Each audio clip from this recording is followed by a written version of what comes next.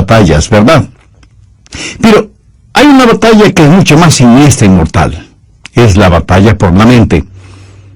Esta batalla es entre Dios y Satanás. Y el campo de batalla es nuestra mente, nuestra alma. Y todos quienes somos cristianos estamos en medio de esta batalla. Busque 2 Corintios 10, los versos del 3 al 5. Pues aunque estamos en la carne, no militamos según la carne. Porque las armas de nuestra milicia no son carnales, sino poderosos en Dios para la destrucción de fortalezas, derribando argumentos y toda altivez que se levanta contra el conocimiento de Dios, y llevando cautivo todo pensamiento a la obediencia a Cristo. Toda vez que esta batalla es real, este mensaje no solo que es de advertencia, sino también un llamado a las armas. Pero también deseo que sea de ánimo, porque cuando usted nace de nuevo, nace para ganar. Dios no le salva para que viva una vida derrotada. Pablo dijo, mas a Dios gracias, el cual nos lleva siempre en triunfo en Cristo Jesús. El plan de Dios para cada uno de sus hijos es de triunfo y de victoria en nuestras mentes. Quiero destacar 3 puntos en esta batalla por nuestra mente. Primero, las armas de nuestro enemigo. Veamos nuevamente el verso 4. Porque las armas de nuestra milicia no son carnales, sino poderosas en Dios para la destrucción de fortalezas. Ahora, ¿quiénes son los participantes en esta guerra? ¿Quién ha declarado la guerra contra su mente, contra su alma? Nuestro enemigo no lo podemos ver física o carnalmente. Busque Efesios 6:12. Porque no tenemos lucha contra carne y sangre, sino contra principados, contra potestades, contra los gobernadores de las tinieblas en las regiones celestes. El diablo se ha ubicado en lugares estratégicos para hacerle la guerra a usted, y cuenta con una multitud de demonios para ese propósito. Son invisibles y están dedicados a la destrucción de su vida mental, dirigidos y bajo la autoridad del príncipe de las tinieblas que es Satanás. ¿Cuál es el trofeo en esta guerra? ¿Cuál es el campo de batalla? Veamos el verso 5. Derribando argumentos y toda altivez que se levanta contra el conocimiento de Dios, y llevando cautivo todo pensamiento a la obediencia a Cristo. Ahí lo tiene. Argumentos, conocimientos, pensamientos, como elementos de esta guerra por la posesión de su mente. Satanás quiere conquistarla para poder controlarle a usted.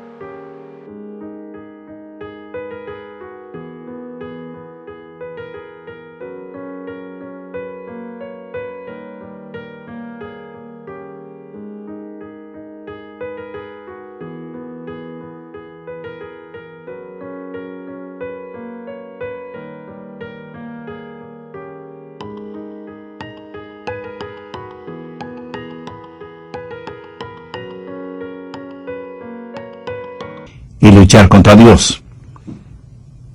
Hay una diferencia entre su mente y su cerebro.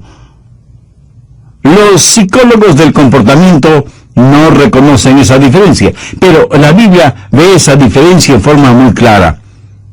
Su mente no es la que piensa, sino su cerebro, y la relación entre mente y cerebro es la misma que existe entre un guitarrista y su guitarra. El guitarrista utiliza la guitarra para expresarse por medio de la música. Hay una diferencia entre mente y la materia gris de su cerebro. Mente y cerebro son dos cosas separadas. Y tengo que reconocer, para efectos de la ilustración, que aunque todos tenemos guitarritas, algunos tienen mejores guitarras que otros. Quiero decir, tienen mejores cerebros que otros. Ahora escúcheme atentamente. Cuando usted se salva, tiene la mente de Cristo. No significa que su capacidad mental será extraordinaria, sino que tendrá la capacidad de pensar utilizando el cerebro que tiene. El diablo quiere su mente. Y el hecho de que usted tenga la mente de Cristo, el hecho de que usted haya sido salvado, no significa que la guerra se ha terminado para usted. Recuerde que Pablo está escribiendo a los hermanos en la iglesia de Corinto. Sin embargo, el apóstol tiene preocupación espiritual por ellos. Veamos 2 Corintios 11:3. Pero temo que como la serpiente con su astucia engañó a Eva, vuestros sentidos sean de alguna manera extraviados de la sincera fidelidad a Cristo. ¿Qué es lo que está diciendo el apóstol Pablo? Está diciendo que él siente temor de que, así como el diablo en forma sutil engañó a Eva, las mentes de ellos puedan ser corrompidas por Satanás y abandonen la sincera y pura devoción que deben tener a Cristo. El diablo pues quiere corromper su mente y tratará de evitar por todos los medios posibles el que usted tenga la mente de Cristo. Y Pablo está tratando a los hermanos en Corinto como si fueran sus hijos. Mire lo que dice en el verso 2 del capítulo 11, 2 Corintios. Porque os celo con celo de Dios, pues os he desposado con un solo esposo, para presentaros como una virgen pura a Cristo. Ahora, ¿qué significa esto de celo de Dios? Usted sabe, los celos pueden ser buenos o malos. Hay un celo que puede destruir, y hay un celo que protege a aquellos que amamos. Los esposos, por ejemplo, deben ser celosos de tener una devoción pura por su esposa, por sus hijos. Y lo mismo es con las esposas en su devoción hacia su esposo e hijos. El celo protector mutuo es necesario dentro del hogar. Un padre amoroso quiere llevar hasta el altar matrimonial a su hija y entregársela al novio como una virgen pura. El problema en la actualidad es que hay tantos padres que no entienden que su trabajo, su responsabilidad es criar hijas piadosas para entregarlas vírgenes en el altar matrimonial. Ese debe ser el propósito de un padre genuinamente cristiano. Pablo usa esa analogía para decir que los hermanos en Corinto eran sus hijos espirituales, eran la novia de Cristo, y que no quería que fueran engañados y corrompidos en sus mentes. Prácticamente les está diciendo, cuando les presenten las bodas del Cordero, quiero que sean como una virgen casta y pura para el Señor.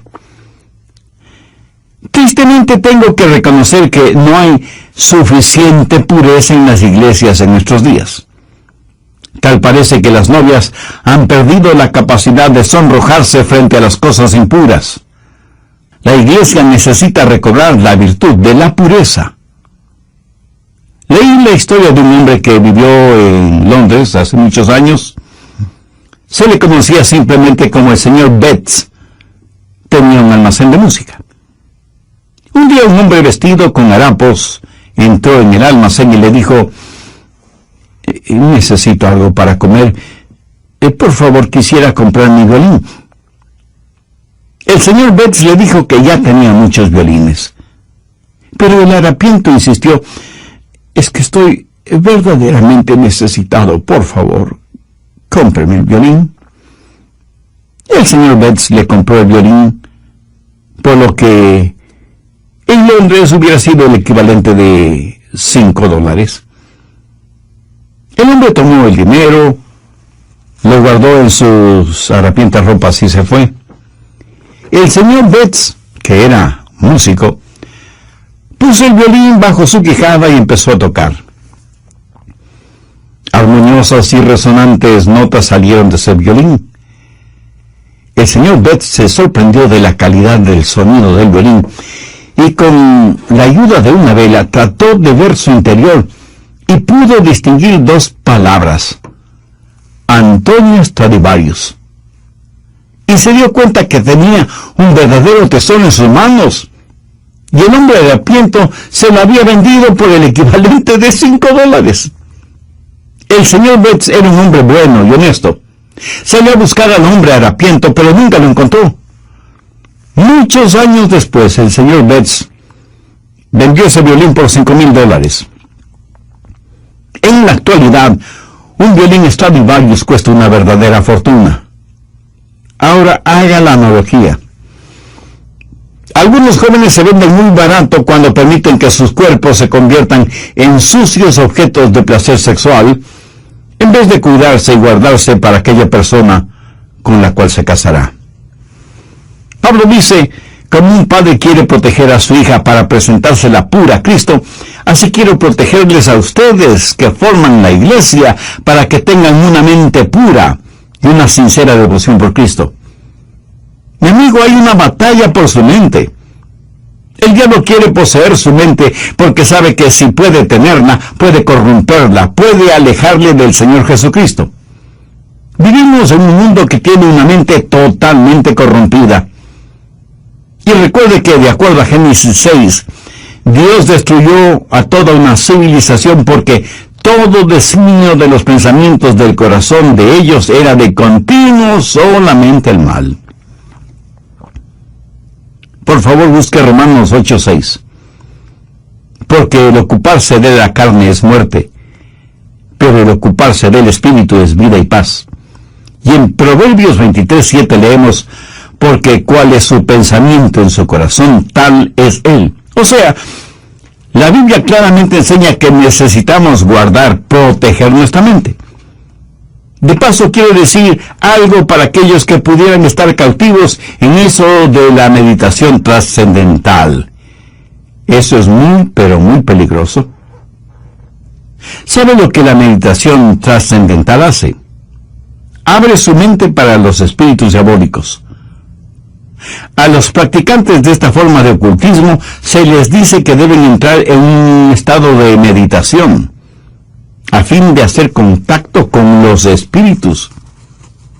Mi amigo, eso es como irse por la noche a la cama, después de abrir todas las ventanas y todas las puertas, y esperar para ver qué o quién entra en su casa. Y usted dice, espero esta noche hacer contacto. Sí, a lo mejor hace contacto, pero con espíritus diabólicos. Su mente debe estar fija, firme en el Señor Jesucristo. El profeta Isaías dijo, tú guardarás en completa paz aquel cuyo pensamiento en ti persevera. El diablo quiere su mente para continuar con su guerra contra Dios.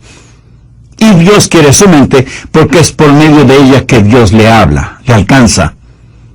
Busque Efesios 4, los versos 17 y 18. Recuerde que Pablo escribió esta carta a los hermanos creyentes y les dice, esto pues digo y requiero en el Señor, que ya no andéis como los otros gentiles, que andan en la vanidad de su mente, teniendo el entendimiento entenebrecido, ajenos a la vida de Dios, por la ignorancia que en ellos hay, por la dureza de su corazón. Cuando Dios se comunica con usted, lo hace a través de su mente. En la actualidad tenemos a personas que van a los servicios de adoración y ponen todo su énfasis en el emocionalismo. Permítame decir que Dios no se comunica por medio de sus emociones, porque las emociones son la parte más superficial de su naturaleza. La salvación es el trabajo profundo de Dios. La gente se emociona con el ritmo de la música, se les pone la piel de gallina y dicen que han tenido una experiencia con Dios, cuando la verdad es que solo han tenido un hipo emocional.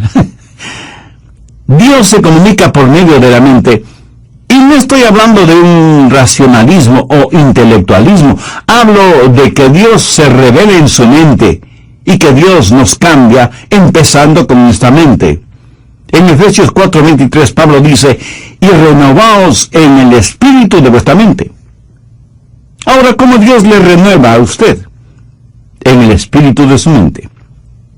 Usted puede cambiar su forma de vivir, cambiando su forma de pensar. Por eso en Romanos 12:12 el apóstol dice: no os conforméis a este siglo, sino transformaos por medio de la renovación ¿de qué? De vuestro entendimiento. Y aquí la palabra entendimiento significa mente. O sea que Pablo está diciendo que debemos ser transformados por medio de nuestra manera de pensar. Dios se comunica con usted por medio de su mente. Dios le cambia por medio de su mente. Y Dios le controla por medio de su mente. Recuerde lo que dice Romanos 8:6. Porque el ocuparse de la carne es muerte, pero el ocuparse del Espíritu es vida y paz. Dios nos controla cuando le permitimos que controle nuestra mente. Y eso es exactamente lo que quiere hacer Satanás, controlar nuestra mente para poder controlarnos a nosotros. Por lo tanto, la batalla por nuestra mente es real. Segundo, la debilidad de nuestra carne. Y es muy importante el entender esto. En nuestra propia carne, todos somos débiles. 2 Corintios 10:3 dice: pues aunque andamos en la carne, no militamos según la carne. En otras palabras, su carne, o sea, su estado natural, de ninguna manera tiene lo que se requiere para tener un proceso mental correcto. Y porque vivimos en la carne, todos tenemos problemas, desilusiones, enfermedades. Todos experimentamos las cosas mundanas de la vida. Y no piense que porque usted es ya salvo, va a vivir en un planeta diferente, inmune a las realidades de la vida en la tierra. Algunas personas se encierran en monasterios pensando que así vivirán vidas santas. Se cuenta de un hombre que decidió entrar en un monasterio cuya regla principal era el silencio. Podían decir solo 2 palabras al año. Al cumplir el primer año fue llamado por el superior del monasterio, quien le dijo: ya tienes un año aquí, puedes decir tus 2 palabras. Y el hombre simplemente dijo: cama dura. Después del segundo año, sus 2 palabras fueron: mala comida. Al tercer año, y frente a su superior, dijo: me voy. Y su superior le contestó: está muy bien que te vayas, porque en los 3 años que has estado aquí, lo único que has hecho es quejarte. Aunque vivimos en la carne, ni contra la oficina de impuestos, ni contra Hollywood, ni contra suegros, especialmente las suegras. La batalla de la mente es contra Satanás.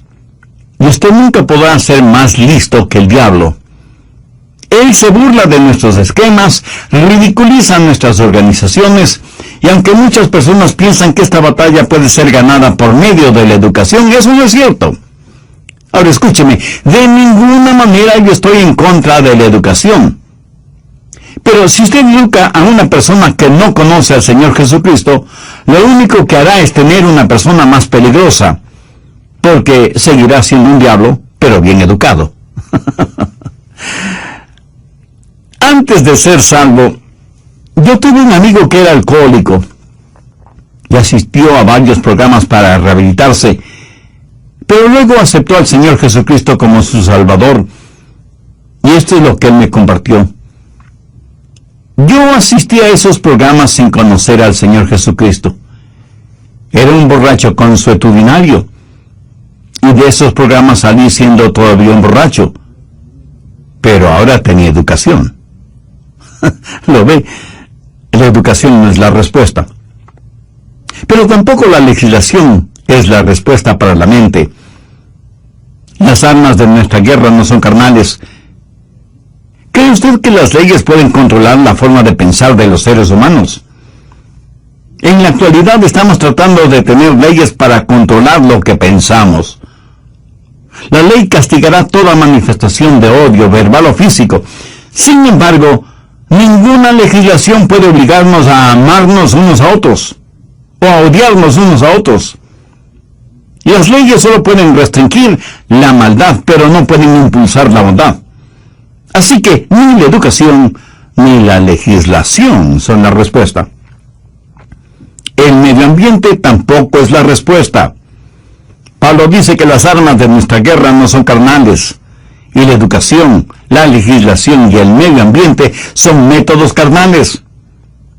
Esas son cosas que la gente puede hacer sin el Señor Jesucristo.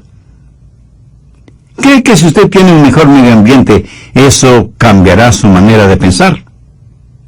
Bueno, solo quiero que recuerde que Adán y Eva se metieron en problemas estando en el jardín del Edén. Y usted no puede pedir mejor medio ambiente que ese, ¿no le parece?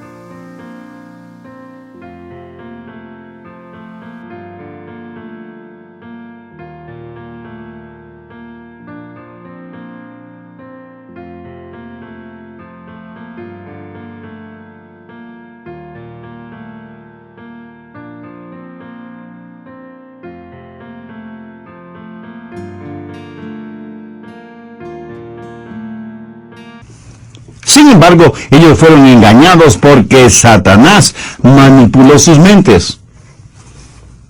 En una institución mental estaban tratando de determinar si ciertos pacientes estaban listos para ser dados de alta. Los pusieron en un cuarto, abrieron las llaves del lavabo hasta que el agua se desbordó, les dieron unos trapeadores y les dijeron que debían limpiar el cuarto. Si ellos empezaban a usar los trapeadores sin cerrar las llaves del agua, no estaban listos para ser dados de alta. ¿Sabe que eso es lo que estamos haciendo en nuestra sociedad? Estamos tratando de limpiarla, sin cerrar el flujo de agua. El problema está en nuestra mente, porque como pensamos, así somos. Y es de la mente, del corazón, que salen los actos de nuestra vida. En Lucas 6:45 leemos: el hombre bueno del buen tesoro de su corazón saca lo bueno, y el hombre malo del mal tesoro de su corazón saca lo malo, porque de la abundancia del corazón habla la boca. Tercero, las armas de nuestra batalla. Segundo de Corintios 10:4, porque las armas de nuestra milicia no son carnales, sino poderosas en Dios para destrucción de fortalezas. En los días de Pablo había una batalla. En un extremo estaba Pablo, y en el otro extremo, el Imperio Romano. El Imperio Romano había estado en existencia por 700 años, y tenía privilegio y poder. Tenía sus legiones romanas, una poderosa fuerza naval, el Senado romano, la ley romana, y parecía que toda la maldad del imperio estaba atrincherada en Corinto, en las mentes y corazones de la gente. Todo esto en contra de Pablo, pequeño judío, pero con un corazón lleno de Jesús, declarando la guerra a toda esa maldad. ¿Quién ganaría esa pelea? Pablo. ¿Cómo? No con armas carnales. Pablo habla de fortalezas en el verso 4, y se refiere a armas que tácitamente son poderosas en Dios para la destrucción de fortalezas. Las murallas de esas fortalezas iban a ser derrumbadas. ¿Qué clase de resistencia hubo en los corazones y mentes de los corintios entonces y en la actualidad en nosotros? Arrogancia, ignorancia, desesperación. Todas estas son fortalezas de maldad. Y dentro de cada fortaleza, los demonios trabajan en la mente en forma muy organizada, movilizando los ejércitos infernales para hacer más fuerte la resistencia. Sin embargo, Pablo dice que esas murallas se desmoronarán. Y en el verso 5 menciona cosas muy importantes: derribando argumentos y toda altivez que se levanta contra el conocimiento de Dios, y llevando cautivo todo pensamiento a la obediencia a Cristo. Aquí está esa fortaleza con sus altas torres, y Pablo penetrará esa fortaleza para alcanzar a quienes están adentro.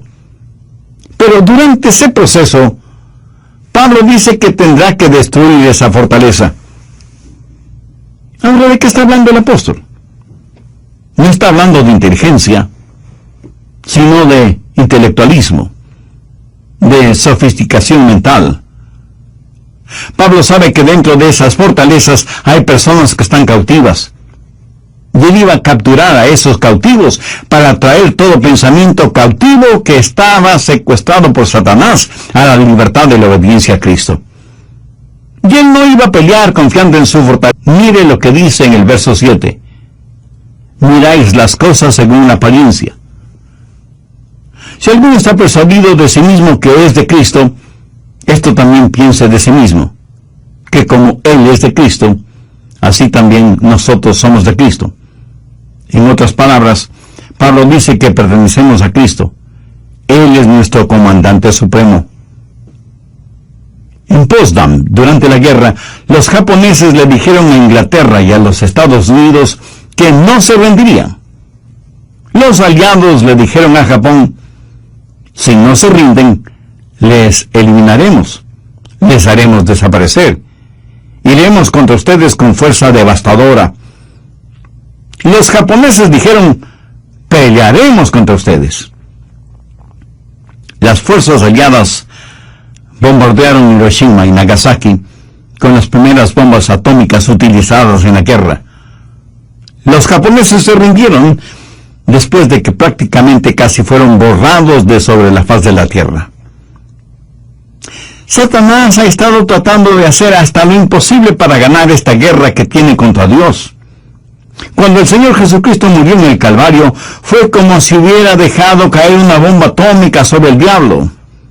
Jesús dijo: ahora es el juicio de este mundo, ahora el príncipe de este siglo será echado afuera.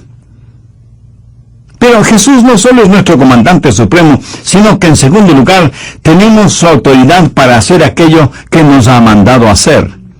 En el verso 8 Pablo dice: porque aunque me gloría algo más todavía de vuestra autoridad, la cual el Señor nos dio para edificación y no para vuestra destrucción, no me avergonzaré. Aquí el apóstol está hablando de autoridad. ¿Pero qué es autoridad? Es el derecho legal de actuar en representación de otra persona. Jesús, quien ganó la guerra, nos ha dado ese poder legal. David, con su pequeña onda, y Dios, se enfrentó al gigante Goliat y lo mató. Yo, francamente, preferiría tener una pequeña onda y la ayuda de Dios que la espada de Goliat sin Dios. Jesús nos da esa autoridad. Anota el margen Lucas 10, los versos 19 y 20, que registran las siguientes palabras del Señor Jesús. Y aquí os doy potestad de hollar serpientes y escorpiones, y sobre toda fuerza del enemigo, y nada os dañará. Pero no os regocijéis de que los espíritus se os sujeten, sino regocijaos de que vuestros nombres están escritos en los cielos. Jesús dice que como hijos suyos tenemos poder, tenemos autoridad sobre todas las huestes diabólicas, pero que no debemos envanecernos ni regocijarnos por eso. No debemos ser orgullosos de tener esa autoridad, sino que nuestro gozo verdadero debe ser el saber que nuestros nombres están escritos en los cielos. Escúcheme, no es cuánto sabe usted sobre el diablo lo que le libera. Es su conocimiento del Señor Jesucristo lo que le dará la verdadera libertad.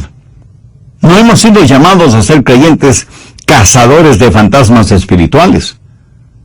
La Biblia dice que debemos resistir al diablo, no que debemos cazarle.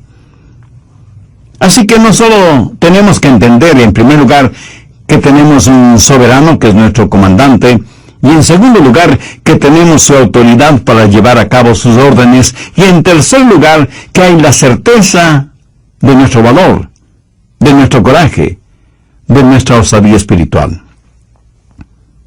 Veamos una vez más 2 Corintios 10, los versos del 8 al 11. Porque aunque me gloríe algo más todavía de vuestra autoridad, la cual el Señor nos dio para edificación y no para vuestra destrucción, no me avergonzaré, para que no parezca como que os quiero amedrentar por cartas. Porque la verdad, dicen, las cartas son duras y fuertes, mas la presencia corporal débil y la palabra menospreciable.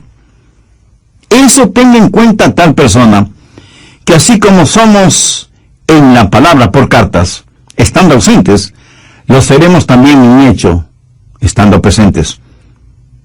¿Qué motivó a Pablo a escribir estas palabras? Bien, veamos brevemente el trasfondo del asunto. Algunas personas decían que Pablo siempre estaba escribiendo cartas duras y fuertes, pero que cuando él estaba presente, tenía más bien un carácter débil. Decían, el león no es tan feroz como lo pintan. Y Pablo tiene que asegurarles que tanto como era fuerte y duro en sus cartas, lo mismo sería en forma personal, cuando estuviera entre ellos. Pero les dice algo más, que pertenecía a Cristo, y que Cristo había ya ganado las batallas por él, que Cristo mismo le había dado autoridad, y que debido a esas circunstancias tenía el valor y el poder para ganar esta batalla. En Proverbios 4:23 leemos, sobre toda cosa guardada, guarda tu corazón, porque de él mana la vida. En los aeropuertos de las más grandes ciudades metropolitanas del mundo, las medidas de seguridad son realmente impresionantes. Sensibles detectores metálicos avisan al personal correspondiente si usted tiene en sus bolsillos llaves, monedas o cualquier otro objeto metálico. Detectan anillos, aretes, collares, pulseras, relojes.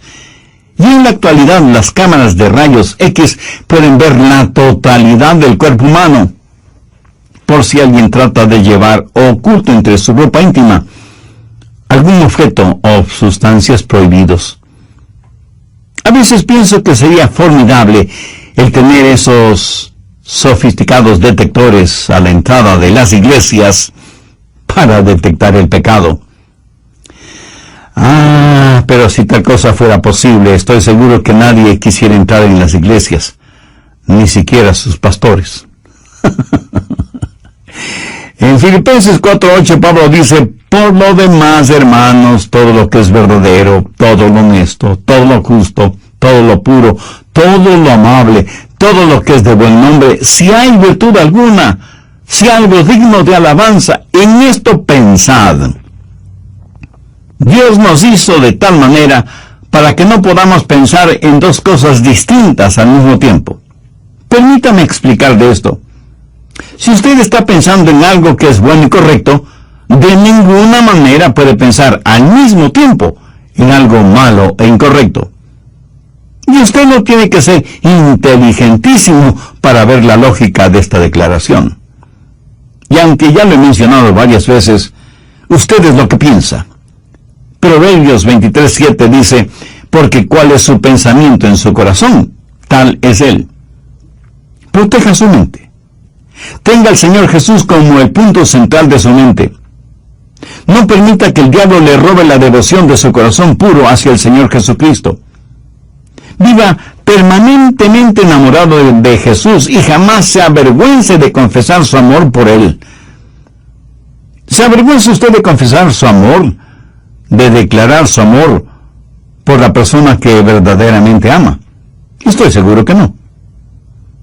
Cuando sus pensamientos, su corazón están enfocados, centralizados en el Señor Jesucristo, ya no habrá espacio para pensamientos sucios, lujuriosos, malvados, orgullosos, pervertidos, que constantemente nos bombardean. Y si alguien me pregunta, Pastor Rogers, ¿cómo empiezo todo ese proceso? Bueno, gracias por su honesta pregunta. Debo empezar diciéndole lo siguiente. Comience entregando su corazón a Jesucristo. Pablo en 2 Corintios 4:4 dice, en los cuales el Dios de este siglo cegó el entendimiento de los incrédulos, para que no les resplandezca la luz del Evangelio de la gloria de Cristo, el cual es la imagen de Dios. Verá, su mente